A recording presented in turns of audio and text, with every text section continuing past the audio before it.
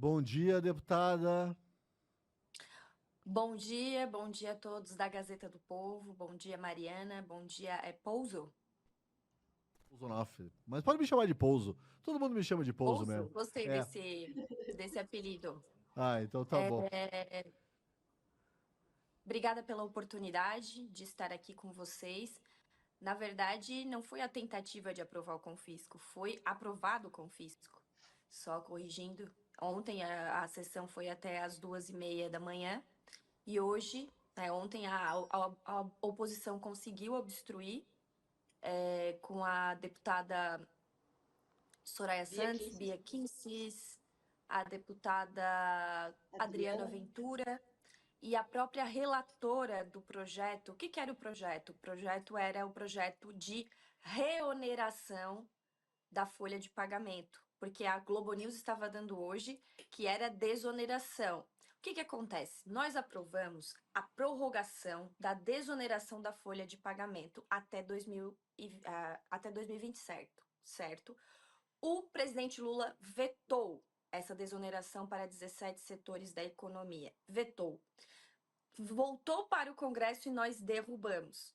Não contente, o presidente Lula entrou no STF e seu amigo, advogado pessoal, que agora é ministro do STF, Zanin, em uma decisão monocrática, que é outro tema que também estamos tratando na CCJ para acabar com isso, decidiu ali, ferrou com tudo que a gente tinha votado no parlamento, correto? E deu um prazo, que o prazo era até ontem, para votarmos, porque se não fosse votado até ontem, os 17 setores da economia iriam hoje voltar a ser reonerados. Então, o que foi aprovado ontem foi a reoneração gradual da folha de pagamento, certo?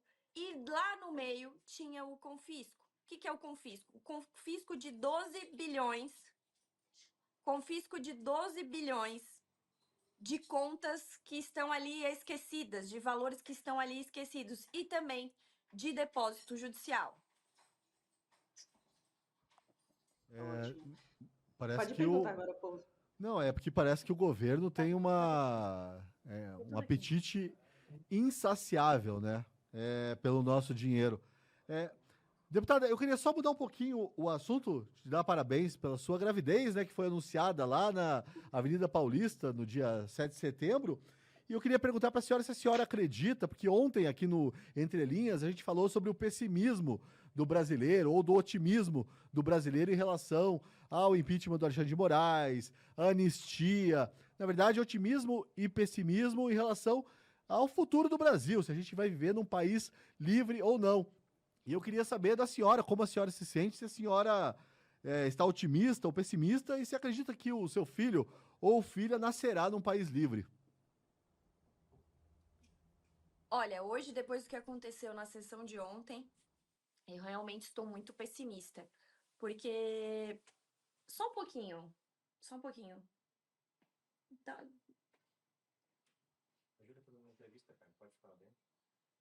Obrigada. Desculpa, é que eu tô aqui em casa. Enfim, eu hoje, depois do que aconteceu ontem, eu tô muito pessimista, porque os ritos legislativos estão sendo totalmente desrespeitados.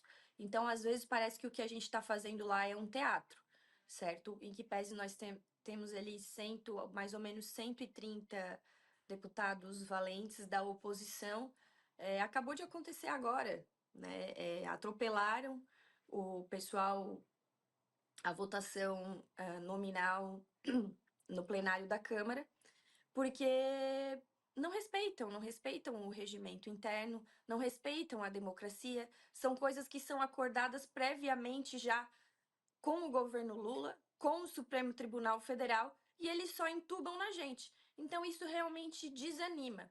Mas eu continuo a minha luta, porque realmente eu tenho uma filha de 4 anos e agora estou grávida, como você mencionou, de 11 semanas, e a gente precisa retomar a liberdade nesse país. Não é possível que até quando o cidadão brasileiro está dormindo às 2h30 da manhã, aprovem absurdos na Câmara dos Deputados. E o brasileiro, coitado, não consegue nem acompanhar as notícias, minha gente, porque é tanta notícia ruim que ele já se perde. A gente, às vezes, não sabe no que dá foco de tanta coisa que está acontecendo. Você imagina o brasileiro, aquele brasileiro que sai às 5 da manhã da sua casa para pegar um ônibus lotado, para trabalhar, para voltar para casa às 10 da noite, muitas vezes, para colocar comida no prato da sua família.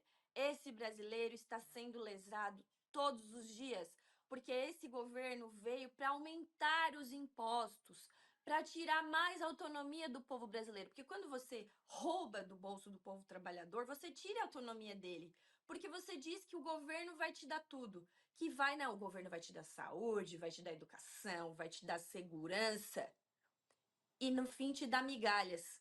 Você terceiriza a administração do seu dinheiro para o governo e ele te devolve com migalhas ruins, mau atendimento, muitas vezes, com filas quilométricas na saúde. Então, o brasileiro, coitado, ele já não aguenta mais trabalhar e ver o seu dinheiro indo para o governo, um governo sem responsabilidade, como é o governo Lula.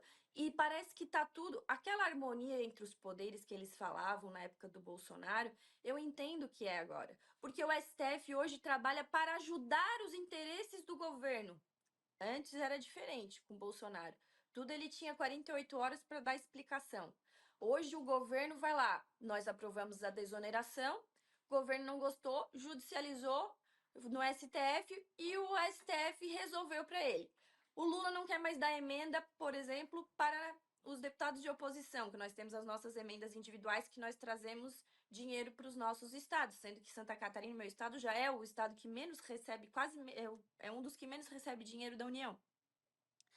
E aí ele disse que não quer mais dar dinheiro para quem fica o dia inteiro metendo a boca nele no microfone, porque ele pensa que o dinheiro é dele, mas o dinheiro é público, né? O dinheiro é do contribuinte. E aí ele vai lá e o Dino dá uma canetada também acabando. E aí tem que sentar os presidentes dos poderes para negociar. Então isso é democracia? Isso é um país livre? Não, isso é um país de conchavos, de negociatas, e nós, os deputados, que dependemos do voto popular, porque tem um monte de deputado lá que não depende da opinião popular. Eu, em Santa Catarina, sou cobrada todos os dias. Saio na rua, na padaria, no mercado. Deputada, quando que nós vamos mudar o Brasil? Quando que o Alexandre de Moraes vai sofrer impeachment? Quando que o Pacheco vai fazer alguma coisa? O povo de Santa Catarina é diferenciado, esclarecido. Graças a Deus, até por isso eu tô lá. Eu não sei se isso acontece em outros estados, na Bahia, no Maranhão. Sinceramente, eu não sei. Mas nós precisamos continuar na luta. Desculpa até o desabafo, mas é que realmente as coisas que acontecem dentro do parlamento nos deixam muito indignadas. Com certeza, deputada. Inclusive, agora eu dou um bom dia oficial, como não estou no estúdio, está um pouco mais confusa a nossa dinâmica aqui, mas queria te perguntar também sobre o PL da anistia, né? Que a gente vê a anistia dos presos políticos do 8 de janeiro, especialmente, mas também de uma forma geral dos presos políticos. A gente sabe que, se depender do centrão e da base governista, a tentativa é de sempre empurrar essa pauta para frente, né? Como que está sendo essa movimentação? Nós tínhamos a expectativa de, pelo menos, ler o relatório durante a sessão da CCJ nessa semana.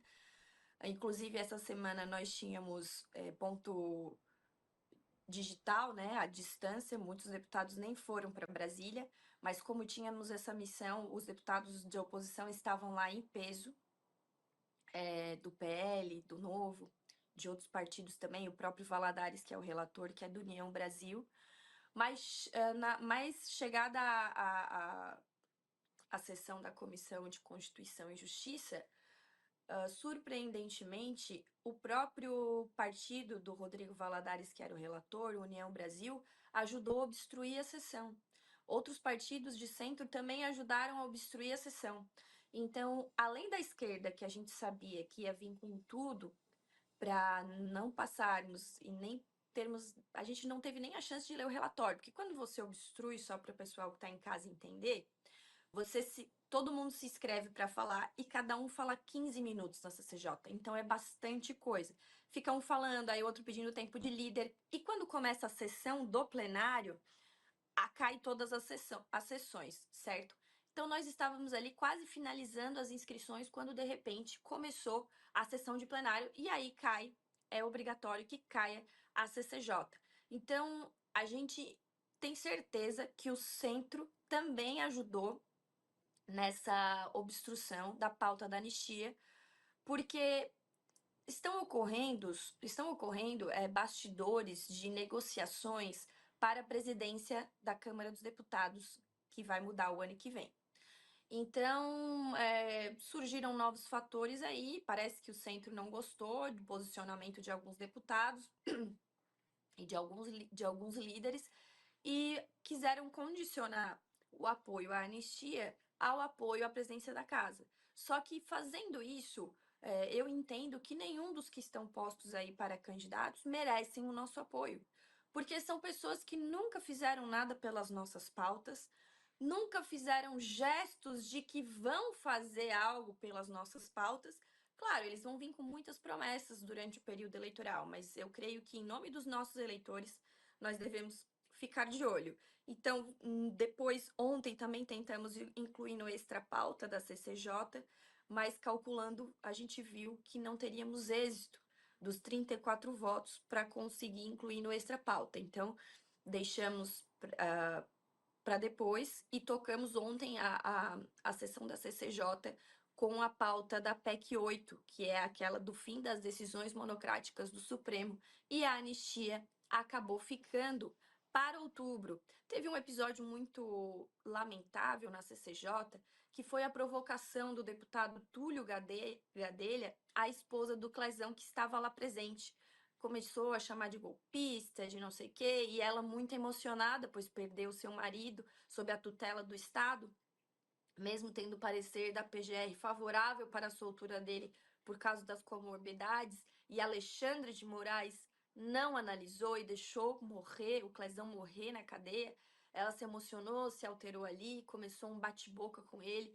Então, a gente percebe que essas pessoas não têm humanidade, né? Quem obstruiu a sessão da anistia, os deputados que obstruíram, e isso é uma coisa que me deixa cada vez mais chocada com o parlamento, que parece que tudo é um momento de negócio, até se tratar, quando se trata de presos políticos inocentes, que a maioria do 8 de janeiro não fez absolutamente nada. Eu olhei vários processos, vários, e ignoraram provas, acusaram genericamente, ignoraram o Estado Democrático de Direito e disseram assim: vamos botar tudo num pacote aqui e vão ser condenados dessa forma.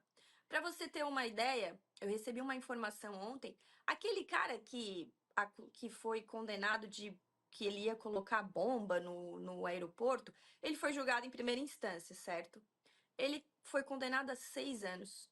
Menos do que o pessoal que foi julgado pela STF. Menos do que a Débora, que escreveu com batom. O crime dela foi escrever com batom. Perdeu mané na estátua da justiça. Perdeu mané. O batom você apaga facilmente, né? Não é nem tinta. Então, ela recebeu uma pena maior do que esse cara.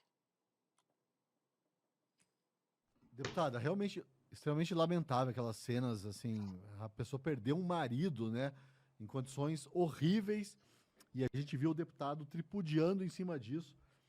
Eu fiquei revoltado vendo aquilo. Mas, deputada, o que eu queria saber da senhora é que está rolando a história de que há um acordão nacional no ar, né? Os famosos acordões, e a senhora falou nos conchavos, aí nos corredores do Congresso. Eu queria saber, a senhora tem algum conhecimento disso? Tá rolando mesmo essa história de que a anistia aos presos do 8 de janeiro pode ser negociada em troca, né, do ministro Alexandre de Moraes não sofrer ou o Rodrigo Pacheco não abrir o processo de impeachment? Olha, eu acho que eu acredito que essa é a maior falácia que eu já li na minha vida, porque nós não temos o menor poder, qualquer poder sobre a questão do impeachment. Quem tem esse poder único, exclusivamente sobre a questão do impeachment, se chama Rodrigo Pacheco. E claramente ele não é um aliado nosso, né? Então, esse acordo é uma balela que foi soltado, quem falou foi o jornalista Cláudio Dantas, se eu não me engano. E eu vi no Instagram do Deltan Dallagnol falando sobre isso, largou a notícia de maneira muito chata. Ele largou a notícia, né? Vou falar chata porque eu gosto do Deltan, né? Enfim, então ele largou a notícia e logo embaixo ele escreveu: só o novo pode salvar esse país. Só o novo é maravilhoso, é lindo, é não sei o quê. Vote 30 nessas eleições. Então, claramente fazendo proselitismo político em cima de uma notícia da qual ele não tem certeza. Então, achei muito leviano, né, fazer essa ilação. Eu, da minha parte, não tenho acordo nenhum. E não ouvi em nenhum momento nos bastidores esse tipo de acordo. Como repito, saiu num jornalista, eu acho que foi o Cláudio, não tenho certeza. Depois eu vi no Instagram do Deltan usando essa notícia para pedir voto para o Novo, né? Dizendo assim, não, só o Novo é bom, só o Novo, não sei o quê. Eu nunca fiz isso na minha vida. Nunca disse que só um partido é bom, que o meu é o melhor, que, né, todos os partidos têm os seus defeitos. Então, eu acredito que isso da nossa parte não esteja acontecendo, até porque não faz o menor sentido. Como, repito, que tipo de poder nós temos sobre o impeachment ou não do Alexandre de Moraes? Se nós tivéssemos esse poder, nós temos o poder de pressão popular, claro, que a gente exerce muito bem.